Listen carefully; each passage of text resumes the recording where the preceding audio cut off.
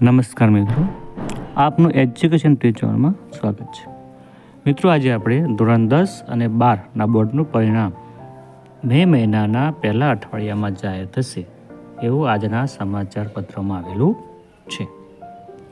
તો મિત્રો, હાલ બોર્ડના એક્ઝામ જે પેપર છે એના વિશે શું પ્રક્રિયા ચાલુ છે તેના વિશે જોઈએ અને બોર્ડના પેપરની ચકાસણી કેવી રીતે કરવામાં આવે છે તેના વિશે પણ જોઈએ। એના પહેલાં જોઈ લઈએ તો 10માના બોર્ડનું પરિણામ જે છે એ મે મહિનાના પહેલા અઠવાડિયામાં આવશે એવું આજના છાપાના અંદર જાહેર કરવામાં આવે છે। એટલે કે મે મહિનાની 1 થી 7 તારીખ સુધી કદાચ 10માથી 12માના બોર્ડનું એ પરિણામ આવી શકે છે।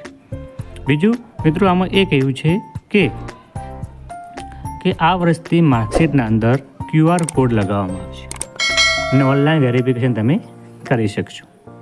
તો ગુજરાત બોર્ડનું પરિણામ કેવી તૈયાર થાય છે એના વિશે જોઈએ તો પેપરના અંદર બારકોડ સ્ટીકર લાગ્યા બાદ પરિણામ સમય વિદ્યાર્થીઓને બેઠક નંબરની જાણ થાય છે।